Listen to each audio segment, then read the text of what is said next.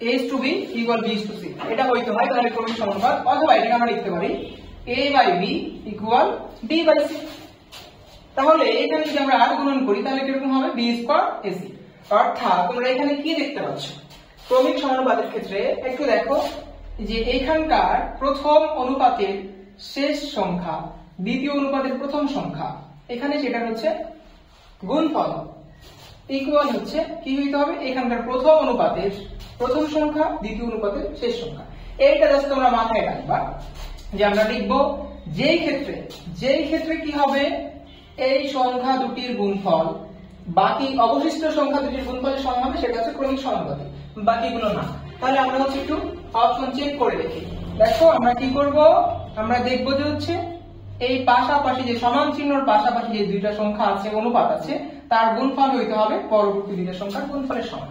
তাহলে কোনটি ক্রমিক কোনটি সমানুপাত, এই ক্ষেত্রে আমরা যদি দেখি তবে কোনটা হবে, একটু খেয়াল করে দেখো যে 2 into 3, তাহলে অবশ্যই এই যে দুইটা সংখ্যার গুণফল ইকুয়াল হইতে হবে এই দুইটা সংখ্যার গুণফল। এখানে দেখো দেখি 3 দুগুণে 6, কিন্তু এখানে 4 কে 4, 6 আর 4 ইজ নট ইকুয়াল, এটা হবে না। পরের অপশন চেক করো, এখানে কত হবে, 6 5 গুণন 6 কত আসে 30 ইকুয়াল দেখো 2 into 15 কত আসবে 30। তার মানে ঠিক আছে, তাহলে এটা হচ্ছে आंसर, আর কোনো आंसर চেক করার দরকার নেই। আমাদের সর্বোচ্চ 4টা অপশন চেক করতে 5 সেকেন্ড করে টোটালি হচ্ছে 4টা অপশন থেকে 20 সেকেন্ড লাগতে পারে, এত সময়ও লাগবে না, আমরা অপশন পেয়ে যাব।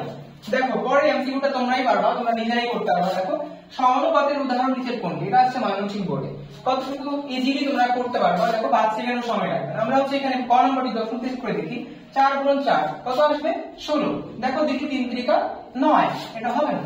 এখানে খেয়াল করে দেখি 3 6 18, কিন্তু 10 দুগুণে 20, এটাও রং। এখন আমরা গ নম্বরে দেখি গিয়ে 9 দুগুণে 18, আবার 3 6 18, রাইট आंसर। গ নম্বর টেস্ট করে কোনো মানেই হয় না, সবাই অবশ্যই।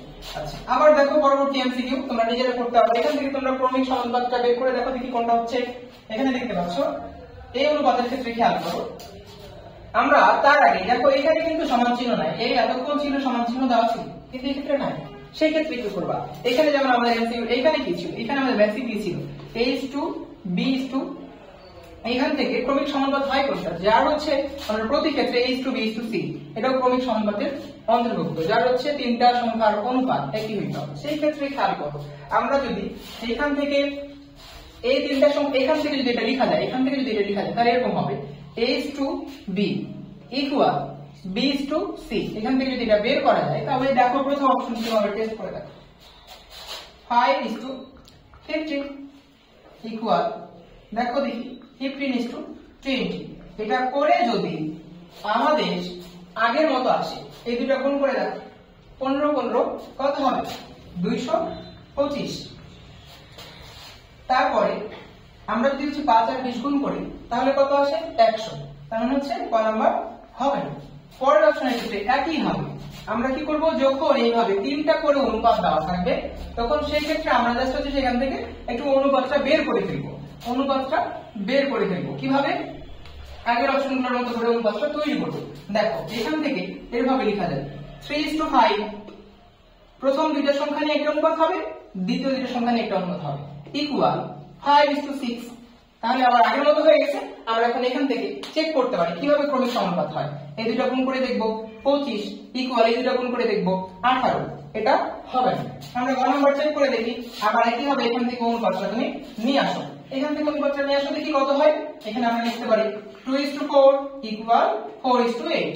কেন, আমরা এখানে দেখতে পাচ্ছি a is to b is to c যখন ছিল এটা একটা ক্রমিক সমানুপাত, সেই ক্ষেত্রে আমরা a is to b লিখছি একবার, ইকুয়াল লিখছি b is to c, সেই জায়গা থেকে আসছে। তাহলে আমরা এখানে লিখব a is to b মানে 2:4 ইকুয়াল, তাহলে 4:8।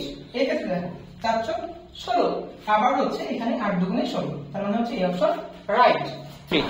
দেখো এইবারে